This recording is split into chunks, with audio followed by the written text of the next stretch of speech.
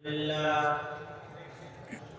لله نحمده ونستعينه ونستغفره ونؤمن به ونتوكل عليه ونعوذ بالله من شرور أنفسنا ومن سيئات أعمالنا من يهده الله فلا مضل له ومن يضلل فلا هادي له ونشهد أن لا إله إلا الله وحده لا شريك له ونشهد أن سيدنا ومولانا محمدا عبده ورسوله صلى الله تعالى عليه وعلى آله وصحبه وبارك وسلم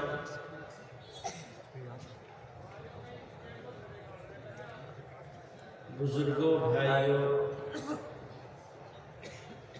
طلباء عزیز اور معزز علماء کرام،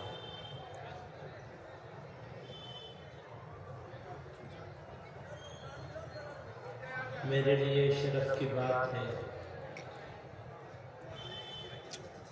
کہ اس علاقے کے، آپ کے اس قصبے کے، گاؤں کے اس مدرسے میں حاضری کا موقع ملا ہے۔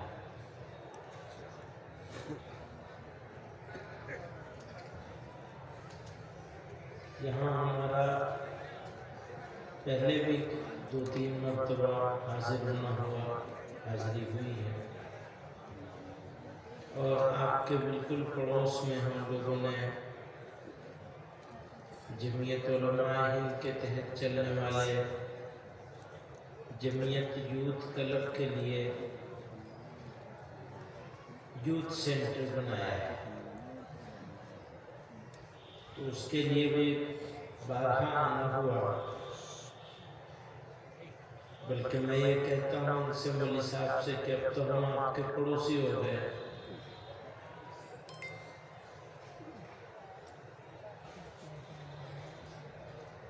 بزرگوں اور دوستوں، اللہ تعالیٰ نے ہم کو انسان بنایا، اشرف المخلوقات بنا کر پیدا کیا، پھر انسان بھی ایسا بنایا کہ کوئی کمی نہیں چھوڑی، دیکھنے کے لیے آنکھیں، سننے کے لیے کان، بولنے کے لیے زبان، دل، دماغ، جگر، معدہ، غرض جسم میں اتنی نعمتیں دیں جن کو ہم گن نہیں سکتے۔ لوگوں کو جو بڑے بڑے سائنٹسٹ ہیں، میڈیکل سائنٹسٹ ہیں، ڈاکٹر ہیں، انہیں یہ نہیں معلوم کہ دماغ کیسے کام کرتا ہے۔ صرف 15%، 17% تک پہنچے، باقی 85% یا 83% ان کو نہیں معلوم، کبھی بھی نہیں معلوم کر پائیں گے۔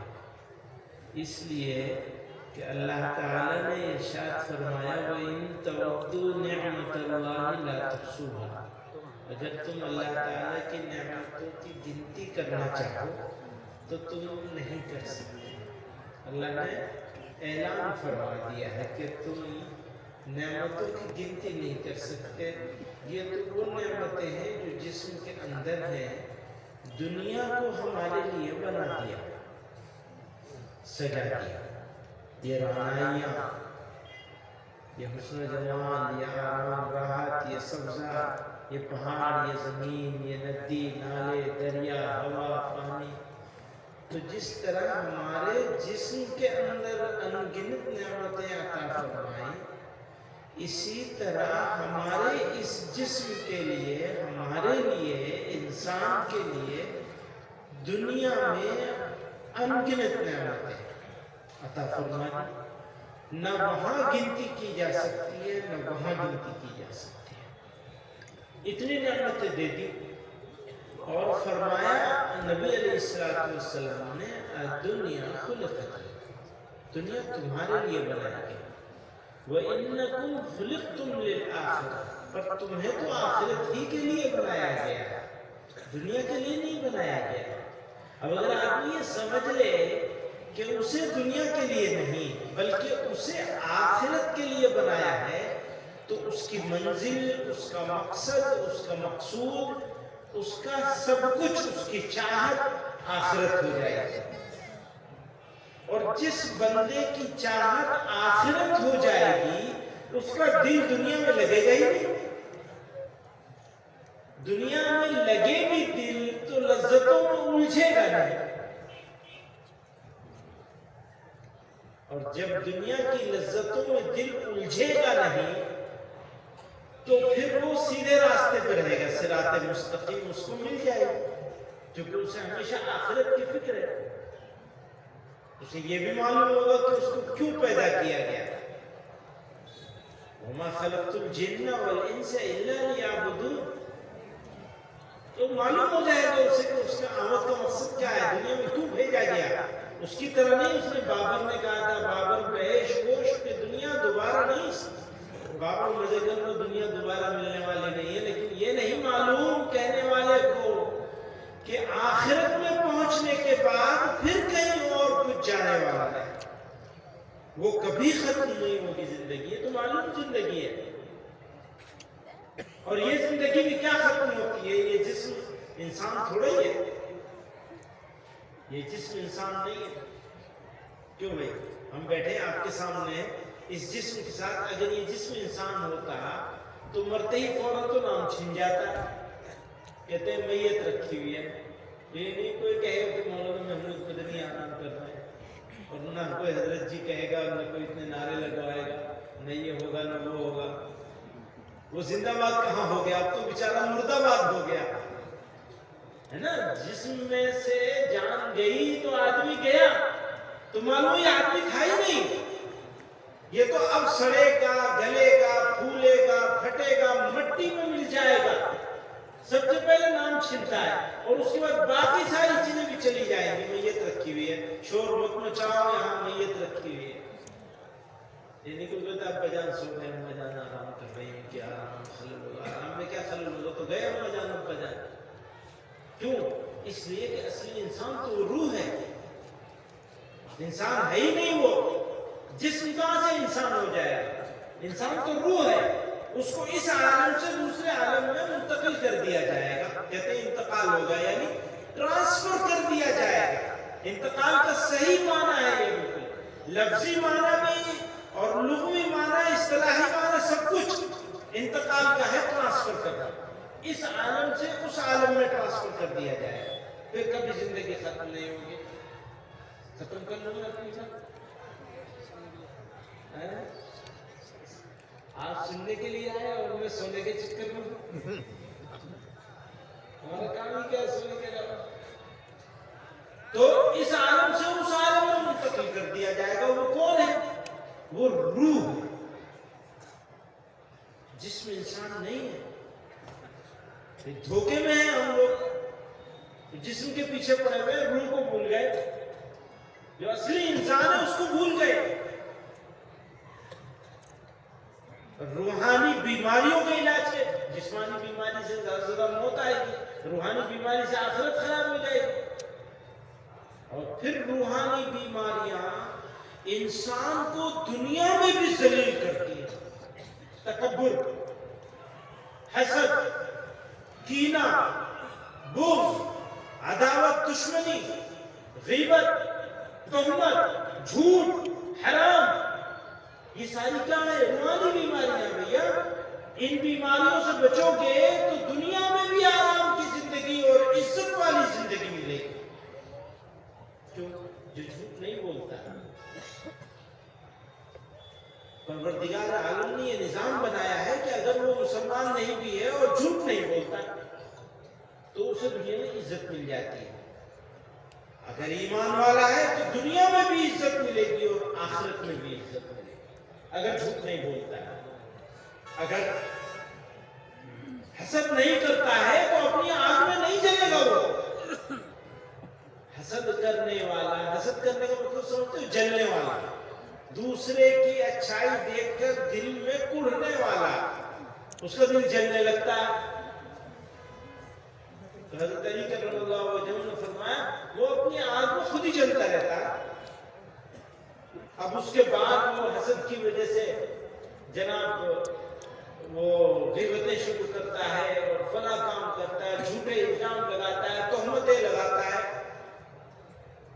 طنز کرتا ہے، جس کو کہتے ہیں ٹونٹ کرنا ہمارے یہاں کی زبان میں. آپ نے دیکھا ہوگا کوئی لوگ بلا وجہ ٹونٹ کرتے ہیں. وہ بیچارے کے دل میں آگ لگی ہوئی ہے، وہ آگ بجھے گی نہیں، وہ جلتی رہے گی، خود کی صحت بھی برباد ہوتی اور غیبت میں اور دنیا بھر کی برائیوں میں مبتلا ہوتا ہے. تو ہمیں الحمدللہ اللہ کا شکر ہے ہمیں شعبان کا مہینہ مل گیا، رمضان کی آمد ہے، موقع ہے، یہ عظیم الشان سنہرا موقع ہے کہ ہم رمضان کی تیاری شروع کر دیں ابھی سے، ورنہ تو اسٹیشن پہ کھڑے رہ جائیں گے، ٹرین نکل جائے گی. بھیا رمضان کی تیاری شعبان سے شروع کرنی ہے، ورنہ ایسے آدھا ادھورا بے فکری کا رمضان گزرے گا. ابھی سے رمضان کی استقبال کی تیاری شروع کرو.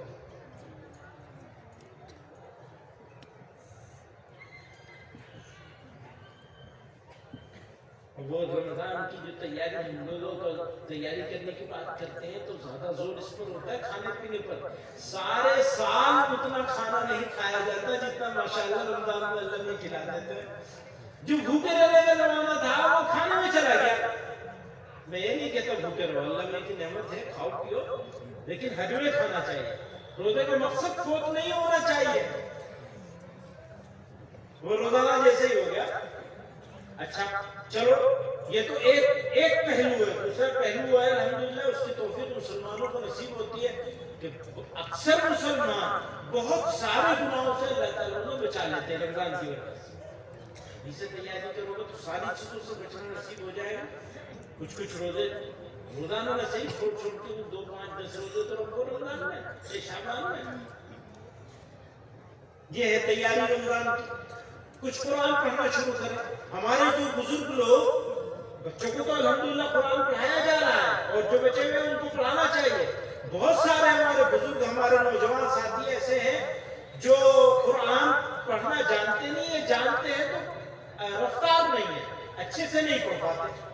وہ تھوڑا کوشش شروع کر دیں ابھی سے اور یہ ارادہ کر لیں کہ رمضان میں کچھ قرآن روزانہ ضرور پڑھیں گے. پھر دوسری بات یہ ہے کہ تراویح پڑھنے جاتے ہیں، جانے سے پہلے گھڑی دیکھنا شروع کر دیتے ہیں. واپسی کا خیال، واپس آنے کے بعد کیا کرتے ہیں؟ مجلس جمتی ہے، موڑے پہ بیٹھ جائیں گے، چوپال جمے گی. ارے بھائی اللہ کے بندو، امام صاحب سے کو آرام سے نماز پڑھائیے. مسجد جائیے مسجد جانے کے لیے، مسجد سے آنے کے لیے مسجد میں جائیے. ہمارے حضرت رحمت اللہ علیہ کے ہاں کوئی صاحب دلی سے وکیل صاحب آئے تھے تو تراویح کی نماز 2.5 گھنٹے کی تراویح ہو گئی. حضرت رحمت اللہ علیہ 2 گھنٹہ 35 منٹ 2.5 گھنٹہ ایسا لگتا تھا. تو کہنے لگے مجھے تو بہت حیرت ہے اور کوئی تکلیف نہیں ہوئی. ہمارے یہاں تو 45 منٹ کی 40 منٹ کی تراویح ہوتی ہے، اس میں بھی بار بار گھڑی دیکھنا پڑتا. یہاں بھی شروع میں 1 2 مرتبہ دیکھا گھڑی، اس کے بعد لگا کہ گھڑی دیکھنے کا آپ کوئی فائدہ نہیں ہے. جب 4 رکعت ہوئی، 4 کے بعد 4 ہوئی، 8 ہو گئی، تو اس کے بعد اب گھڑی کا دیکھے گا آدمی؟ گھڑی تو وہی دیکھے گا جس کو یہ معلوم ہو کہ 40 منٹ میں آج ختم ہو رہی ہے یا 42 لگ گئے. 42 لگ گئے تو وہ 2 منٹ گرا گزر جاتے ہیں. تو کہنے لگے کہ بھئی میرے اوپر شروع کے وقت میں تو یعنی 2 تربیحیں جو ہیں ان میں گرانی ہوئی، اس کے بعد ذہن بن گیا میرے اطمینان سے پڑھنا ہے، کچھ اور تو کر نہیں سکتے، آپشن نہیں ہے، کہاں جائیں گے تراویح باقی پوری کرنے کے لیے. تو کہنے لگے میں نے یہ انداز لگایا کہ ہم اپنی مسجد میں دل ہی میں نماز پڑھنے جاتے ہیں تو جانے کے لیے نہیں جاتے ہیں بلکہ جلدی سے جاتے ہیں اور واپس آنے کے لیے جاتے ہیں. یہاں یہ فرق ہے کہ یہاں واپس آنے کے لیے آدمی نہیں جاتا، لیکن بچے آرام سے مسجد میں جا کر نماز پڑھنے کے لیے جاتا. تو اپنی سوچ کو بدلنا ہے، کام کو نہیں بدلنا ہے، سوچ کو بدلنا ہے. آپ کی سوچ بدلے گی تو آپ کے کام کرنے کا طریقہ بدل جائے گا۔ میں اپنے سب علماء دوستوں سے، خصوصاً ان لوگوں سے جن کو اللہ تعالیٰ نے استاد بنا دیا، معلم بنا دیا، تو آپ یہ سمجھ لیجئے کہ عالم چاہے معلم ہو یا نہ ہو، وہ انبیاء کا وارث ہے، اگر وہ صحیح معنوں میں عالم ہے، عالم بعمل ہے۔ اور اگر وہ معلم بھی ہے تو وہ پھر نبی علیہ السلام کے وارثوں میں سے، یعنی امام الانبیاء کے وارثوں میں سے، کیونکہ نبی علیہ السلام نے فرمایا انما بعثت معلما، مجھے معلم بنا کے بھیجا گیا۔ تو اساتذہ جو ہیں ہمارے، میں ان سب سے عرض کرتا ہوں، سوچنے کا طریقہ بدل دیجئے، بس اور کچھ نہیں بدلنا ہے، کوئی کام نہیں بدلنا ہے، سوچنے کا طریقہ بدلنا ہے، آپ کے کام میں مزہ آنے لگے۔ میں دیکھ رہا تھا ایک صاحب کہہ رہے تھے، اپنے بچے کو سمجھا رہے تھے کہ تم یہ کام کر لو گے، طالب علم کو سمجھا رہے تھے، ایک پارہ ختم کر لو گے تو تمہیں یہ انعام ملے گا۔ سننے والے نے یہ کہا سامنے سے، مولوی صاحب آپ ان بچے کو ابھی سے لالچی بنا رہے ہیں، یہ قرآن کا ایک پارہ تو جلدی سے ختم کر لے گا لیکن قرآن کی لذت سے محروم ہو جائے گا، آپ اس کا دل قرآن میں لگا دیجئے، تو جتنے دن میں یہ ایک پارہ کرتا ہے اتنے دن میں یہ 2 پارے کرتا ہے، اور زندگی بھر اسے قرآن سے محبت رہے گی، لالچی مت بنائے۔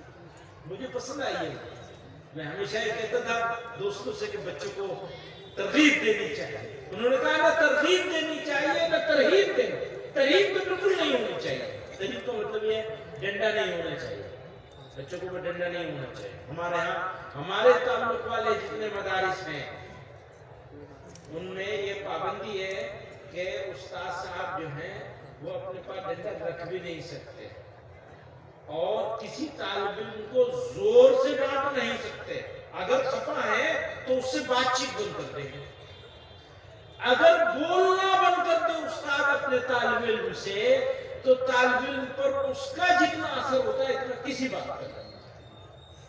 چھوٹا بچہ ماں باپ کی بات نہیں سنتا، استاد کی سنتا،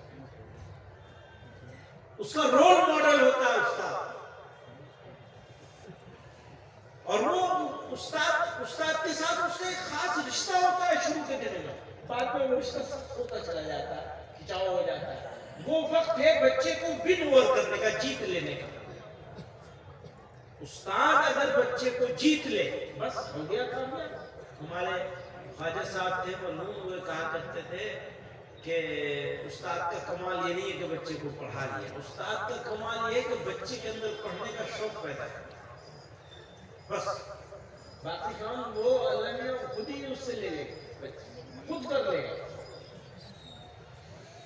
تو ماشاءاللہ یہ اچھا بڑا مدرسہ ہے اور ادارہ قیمتی ادارہ ہے، اور اس علاقے کے لوگ، اس قصبے شہر کے لوگ، قصبہ ہے گاؤں ہے پر ہے تو قصبے کی طرف، اور ماشاءاللہ بڑی بات یہ ہے کہ بیدار گاؤں اپنے ادارے کی قدر جانتا ہے، ادارے کے ساتھ جڑا ہوا ہے، اور یہ بہت قیمتی بات ہے، اس سے زیادہ قیمتی بات کوئی نہیں ہو سکتی۔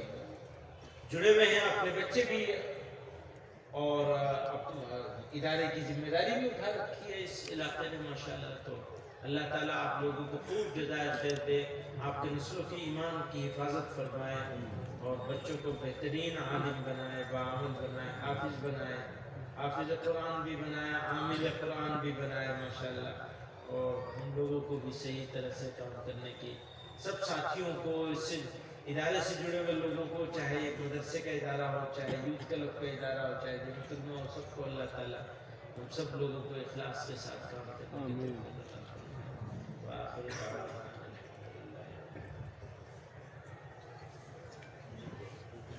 کوئی آئے نہیں، کوئی اٹھے گا نہ کوئی مسافہ کرے گا، میں سلام دیکھیے مسافہ کسی سے نہیں ہوگا۔ اور یہ مجلس ہے جہاں اللہ اور اس کے رسول صلی اللہ علیہ وسلم کا ذکر کیا جا رہا ہے، کیا جائے گا، کیا جا چکا ہے اور بھی کیا جانا ہے۔ تو ہر مجلس کے آداب ہوتے ہیں، آداب ہوتے ہیں نہیں ہوتے؟ اچھا جو آداب کا دھیان رکھے وہی تو کامیاب ہوگا. تو میں آپ کو سلام کروں گا، آپ جواب دیں گے، اور کوئی اپنی جگہ سے اٹھے گا نہیں. آپ اسٹیج والے بھی سب لوگ بیٹھ جائیں، تشریف رکھیں. میں جاؤں گا سلام کر کے جاؤں گا، کسی سے مسافہ نہیں، تشریف رکھیں اندر. سب لوگ بیٹھ جائیں، سب لوگ. آپ بھی نہیں جائیں. ہو گیا ہمارا آپ کا رشتہ بس یہی تک تھا، اس سے آگے نہیں. ٹھیک ہے نا؟ آپ بچے لوگ بھی کوئی نہیں اٹھیں گے. ٹھیک ہے، وعدہ ہے آپ لوگوں کا؟ مجلس جلسہ ایسے ہی چلے گا، چلتا رہے گا نا. آج بھی تو آدھے جاتے رہتے، دنیا ایسی چلتی ہے. آج آپ دکھا دیں گے اپنے اس جلسے سے، دنیا ایسی چلتی ہے. جو آیا اس کو جانا پڑے گا، جانا پڑے گا نا. اچھا جانے والے کے ساتھ کوئی گیا ہے؟ کوئی نہیں گیا. جانے والا اکیلے ہی جاتا ہے نا. تو بس ٹھیک ہے. السلام علیکم.